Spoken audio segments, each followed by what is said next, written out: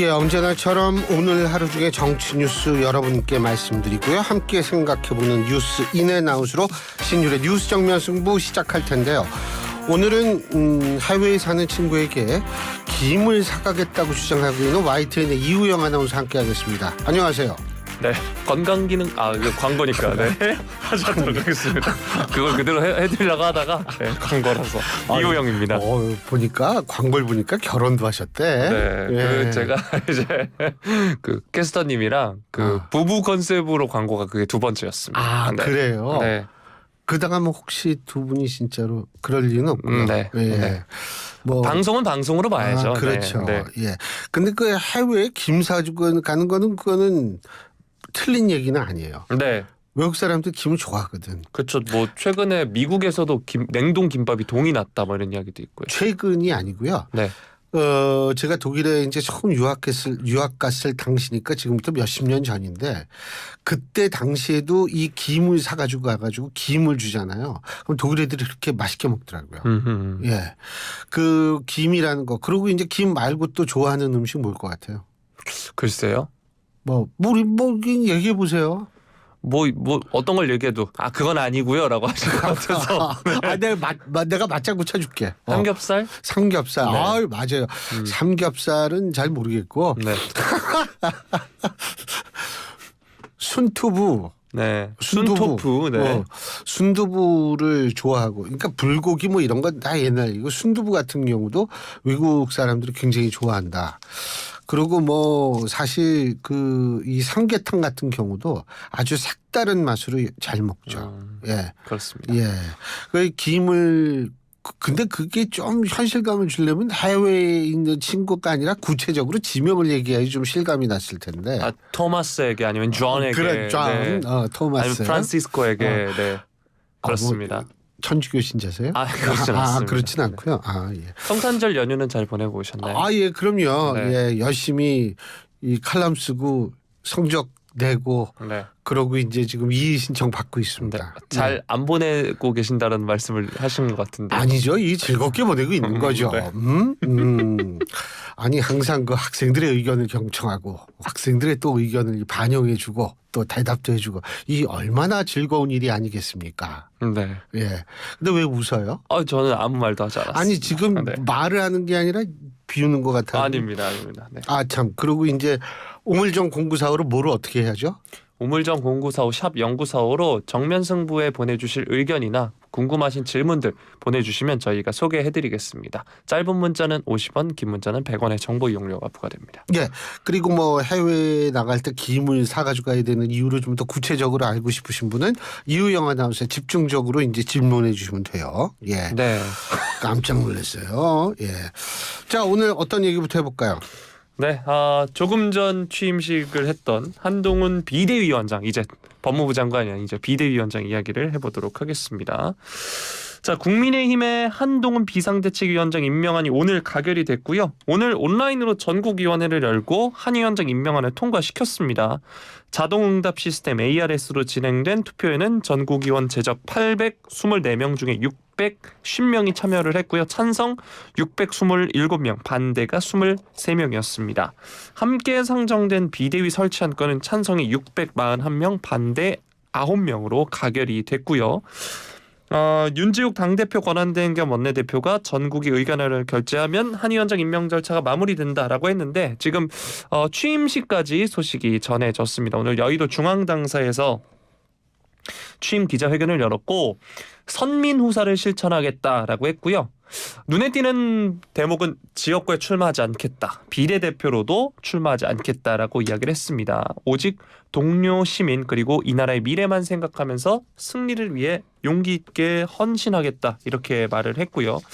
그러면서 승리를 위해 무엇이든 다 하겠지만 내가 승리의 과실은 가져가지 않겠다 이렇게 말을 하기도 했습니다. 이어서 또 다른 발언들이 있는데 이거는 뒤에 뉴스와 함께 또 소개를 해드리도록 할게요. 뒤에 또 있어요? 네.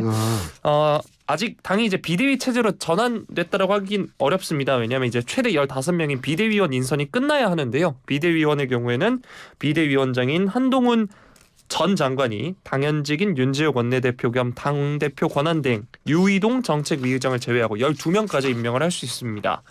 이르면 28일 최고위원회 의결과 29일 상임 전국위원회 의결을 거쳐서 비대위원이 임명되는데 공식 비대위 체제가 아마 새해부터 본격 가동될 것으로 보이고요. 지금 세대 교체 요구가 높은 만큼 비대위원으로는 70년대생부터 90년대생을 중심으로 꾸려질 가능성이 높게 예측이 되고 있는데 대표적으로 뭐 어제 계속해서 보도가 나왔던 이수정 교수의 경우 오늘 안 오전에 하겠다는 라디오 인터뷰에서 거절 의사를 확실히 밝혔습니다. 늦어도 오는 29일까지 비대위원 임명 절차를 완료하겠다는 계획을 지금 한 위원장이 갖고 있다고 하고요. 비대위원까지 임명이 되면 최고위원회는 해체되고 윤 당대표 대행은 다시 원내대표직만 맡게 됩니다. 이게 국민의힘 당원 당규상 비대위 활동 기한은 6개월이고요. 향후 전국위원회 의결로 1회에 한해서 연장할 수 있습니다. 자, 닻을 올린 한동훈 비대위인데요. 비대위원 인선이 굉장히 관심을 모으고 있습니다. 비대위원 인선에서 가장 중요한 점은 어떤 부분일까요? 뭐 비대위 인선 그러니까 이런 답을 원하는 거 아니에요? 이우영 아나운서 같은 젊은이를 비대위원으로 해야 된다. 그죠? 하지만 저는 그 어떤 정치적 뜻도 없기 때문에 그렇습니다. 글쎄요. 네. 근데 사실 이 나이 뭐 70, 80, 90년생을 해야 된다. 그래서 7, 8, 9 저는 사실 솔직히 거기에 전혀 동의하지 않습니다.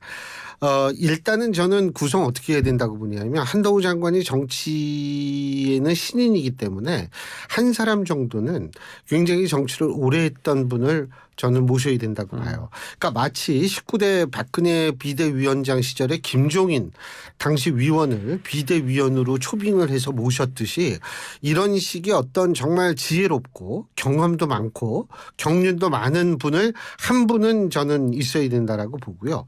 두 번째는 뭐냐 하면 이게 비대위지만 정치를 안 하셨기 때문에 당과의 소통 통로도 만들 필요가 있어요.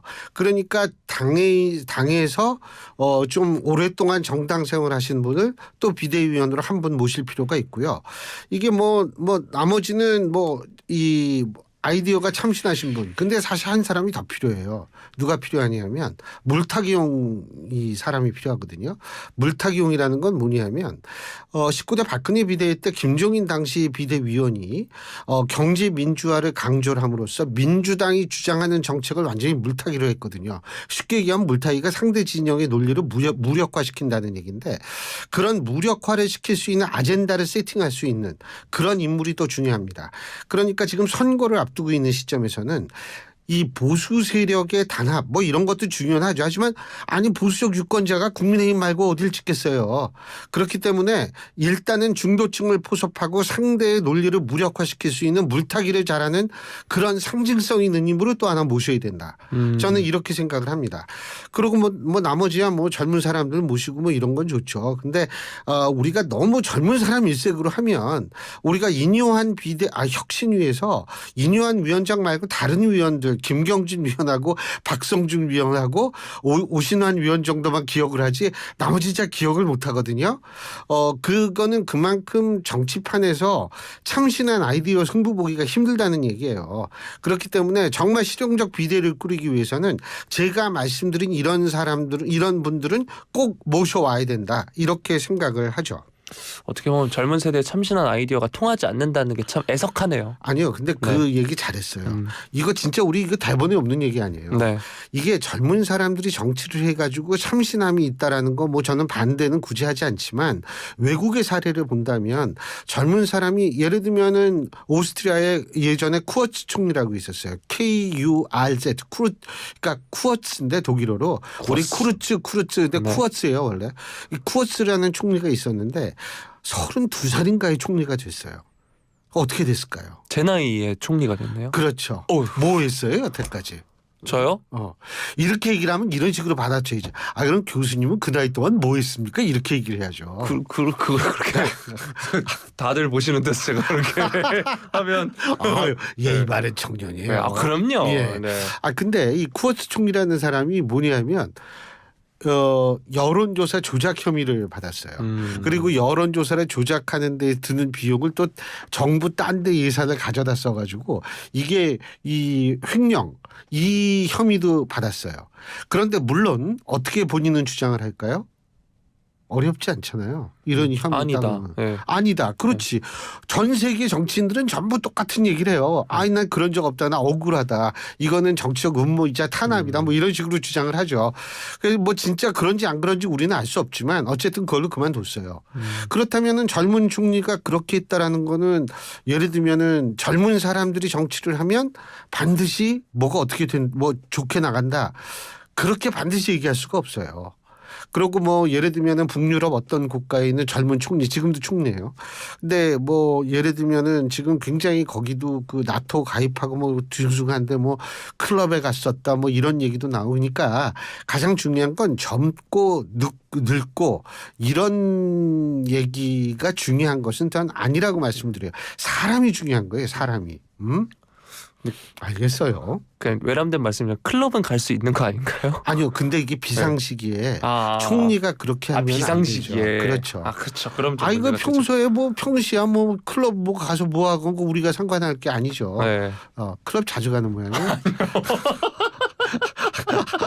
아니 뭐 솔직히 자주 가면 같이 간다. 안 간 지가 좀 된 것 같습니다. 그래요? 네. 주로 홍대 앞에 많이 가요? 홍대는 제 나이 때는 못 갑니다. 그래요? 네, 그것도 또 연령이 있구나. 또 어느 동네는 이제 몇 살. 그러면은 지금 이유영 아나운서 뭐 캬바레 뭐 이런 데 갈 나이가? 캬바레요. 아닌가요? 캬바레는 그런 것도 아닌가? 예. 캬바레는 가본 적이 없습니다. 1976님이 서양 사람들은 해조류를 많이 먹지 않아서 비타민 영양제로 반드시 요드 성분을 섭취하는데 우리나라는 김과 미역을 많이 섭취해서 그 영양제가 필요 없답니다. 몸에 좋은 우리 김 많이 섭취하세요.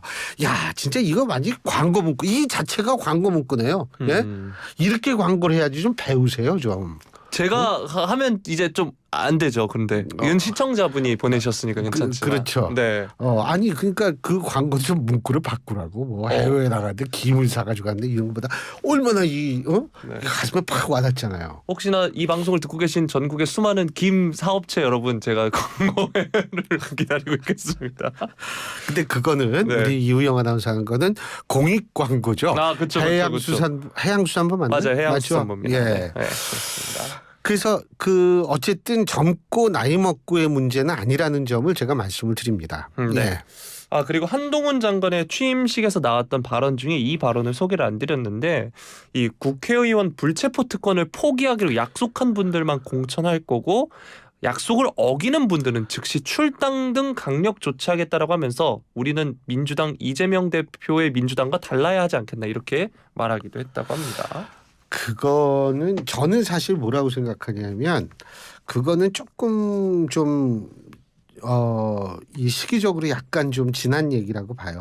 이미 국민의힘 의원들은 전부 전원 포기각서를 받았고 그리고 당연히 공천 받으려고 사람이 거기 포기각서 서명 안 하겠어요?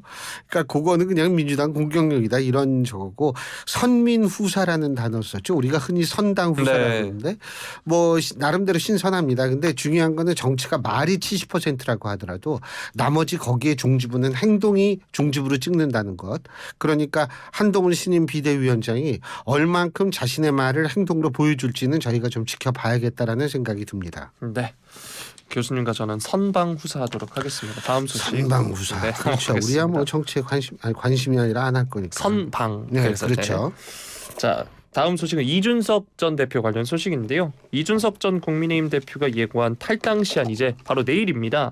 사실상 탈당을 기정사실화하는 분위기가 감지가 되고 있는데 윤희석 선임 대변인이 오늘 BBS 라디오에서 이 전 대표가 탈당할 수밖에 없도록 당에 대해 비판적인 말을 너무 많이 했고 날짜를 특정한 것이 전략적인 실수다라고 이야기를 했습니다. 또 장해찬 청년 최고위원은 KBS 라디오에서 생방송 중 아버지뻘 정치인에게 비속어를 쓰는 등 인성 파탄적 면모를 보여준 특정 정치인을 붙잡고 말고를 가지고 청년 민심을 사로잡을 수 있다는 건 굉장히 잘못된 계산이다라고 이야기를 했습니다. 특히 앞서서 전해드린 한동훈 비대위가 이제 띄워지면서 이 전 대표의 탈당 명분, 신당 창당에 대한 관심도가 떨어졌다 이런 평가가 나오고 있는데요. 이 전 대표의 측근으로 꼽히는 이른바 천하용인 그룹에서도 탈당이나 신당 창당에 합류하려는 움직임은 감지되지 않고 있습니다. 김용태 전 최고위원은 이제 당에 남겠다라고 선을 그은 바도 있고요. 한 수도권 중진 의원은 새로운 비대위원장에 대한 기대가 생겼으니 이전 대표 쪽으로 따라가려는 사람도 많지 않다라고 말을 했습니다. 한편 비주류 일각에서는 당이 중도층과 수도권 청년의 표심을 얻기 위해서 이전 대표를 끌어안아야 한다 이런 주장도 나오고 있는데요. 하태경 의원은 이준석 신당과 우리 당이 서로 중수청의 마음을 얻으려고 혁신적인 노력을 하다 보면 연대할 가능성도 커질 것이다 라고 말을 했습니다. 이 전 대표는 일단 내일 기자회견을 예정대로 진행한다라고 하고 있는데요. 여당 내에선 이제 관심이 한동훈 비대위로 쏠렸습니다. 현재까지 확인된 내용을 바탕으로 봤을 때는 이준석 대표는 그대로 탈당을 할 수도 있을 것 같은데요. 앞으로 전망 어떻게 보시나요? 글쎄요. 그 뭐 탈당을 할 수밖에 없죠. 지금 뭐 다시 주저앉으면 모양새가 이상하게 되니까. 그런데 저는 사실 뭐냐면 이준석 신당이 어느 정도 성공하느냐 하는 부분은 뭐와 관련이 있냐면 지금 아직도 102일 남았거든요. 선거까지. 근데 아직도 병립형으로 할지 연동형으로 할지 주연동형으로 할지를 결정이 안 됐어요. 근데 이게 어쨌든 준이든 뭐든 간에 연동형으로 나가면 이준석 신당 저는 어느 정도는 해볼 만하다고 봅니다. 최소한도 2, 3%만 얻으면 준연동형이나 연동형일 경우엔 의석 확보가 가능하거든요. 하지만 병립형으로 돌아간다면 굉장히 힘들어질 겁니다. 왜 힘들어지냐면 병립형인 상황에서는 첫째 지역 기반이 있든지 둘째 유력 대선 후보가 포함이 되든지 셋째 두터운 팬덤이 있어가지고 굉장히 그 팬덤 숫자가 많든지 이 세 가지 중에 두 가지를 갖춰야 되는데 제가 볼 때는 이준석 전 대표가 이 세 가지 중에 두 가지를 갖췄는지는 좀 의문이거든요. 그렇기 때문에 선거 제도가 어떻게 되느냐 이것에 따라서 저 이준석 신당의 성공 여부가 달라질 거라고 보고요. 만약 이준석 신당의 성공 가능성이 조금이라도 점쳐진다면 제가 볼 때에는 나가는 의원이 있기는 있을 거예요. 있기는 있을 거예요. 하지만 그렇지 않을 경우에는 제가 볼 때에는 함께 행동하려는 의원들 거의 없을 거라고 저는 보고 있습니다. 네. 자, 그럼 다음 소식 살펴보겠습니다. 더불어민주당이 갈수록 심화하는 계파 갈등의 공천 잡음까지 본격적으로 터져 나오고 있는데요. 당이 원팀으로 가기는커녕 오히려 내홍의 수렁에 빠지는 양상이라는 이야기도 있는데 탈당 후에 이제 신당 창당을 예고해온 이낙연 전 대표 그리고 비주류 모임인 원칙과 상식을 비롯한 당내 비명계가 이 대표의 사퇴 그리고 통합 비대위로의 지도 체제 전환을 촉구하고 있죠. 이 대표를 둘러싼 친명 주류가 강성 지지층 세력을 등에 업고서 당내 민주주의를 파괴하고 있으므로 총선 승리를 위해서는 당이 혁신과 통합에 나서야 한다는 게 이들의 요구입니다. 최근에 이제 친명계 의원 지역구에서 총선 출마를 준비해온 최성 전 고양시장 등 비명계 인사들이 당내 총선 후보자 검증 단계에서 부적격 판정을 받아서 탈락을 하니까 공천 학살이다 이런 주장까지 나오고 있는데 최 전 시장이 오늘 기자들에게 보낸 문자 메시지를 통해서 이 전 대표가 추진하는 신당에 참여하기로 했다 이렇게 밝히는 등 원심력이 작동하기 시작했다는 해석도 나오고 있습니다. 어제 또 권노갑 고문, 정세균 전 국무총리 등이 모인 동교동계 송년 모임에서도 공천 잡음 등이 불거진 당 상황을 놓고 쓴소리가 이어진 것으로 지금 알려지고 있는데요. 하지만 이 대표가 물러나는 요구는 친명계가 절대 받을 수 없는 카드라는 게 이 전반적인 관측입니다. 개파색이었다는 평가를 받는 박주민 원내 수석 부대표는 SBS 라디오에서 비대위는 보통 당이 엄청난 내홍을 겪거나 그것을 현 지도부가 해결할 수 없을 것 같을 때 구성을 하는데 지금은 그런 상태가 아니다라고 이야기를 했습니다. 이런 상황에서 문재인 정부에서 국무총리를 지낸 정세균 전 총리 그리고 김부겸 전 총리가 내홍 수습을 위한 행보에 나서서 이제 주목이 되고 있는데 두 사람이 이제 이달 초에서 지난달 24일 다시 만나서 의견을 같이 했고요. 정 전 총리의 경우 오늘 오전 이 전 대표를 단독으로 만나는 등 적극적으로 중재자 역할을 하고 있다 이런 이야기도 나오고 있습니다. 최근에는 이제 이낙연 전 대표를 더해서 3총리가 만날 가능성도 제기가 되고 있고요. 이낙연 전 대표가 오늘 정 전 총리와 회동 후에 적절한 상황이 조성이 되면 3총리 회동을 추진할 수 있다는 데 의견을 같이 했다. 이렇게 이야기가 나오기도 했습니다. 자, 앞서서는 이제 국민의힘의 이 전 대표의 탈당과 신당 관련해서 말씀을 드렸다면 이번엔 민주당의 이 전 대표, 이낙연 전 대표 신당 창당 움직임 관련 소식입니다. 두 그러네요. 이전 대표 모두 좀 동력을 잃은 모양새인데요. 이게 계속 이 움직임을 이어갈 거라고 보시나요? 저는 사실 이낙연 전 대표의 움직임이 조금 다르다고 생각합니다. 앞서 제가 세 가지 조건을 말씀드렸는데 이낙연 전 대표 같은 경우에 첫째 유력 대선 후보가 아니라는 주장을 민주당 내에서 많이 합니다.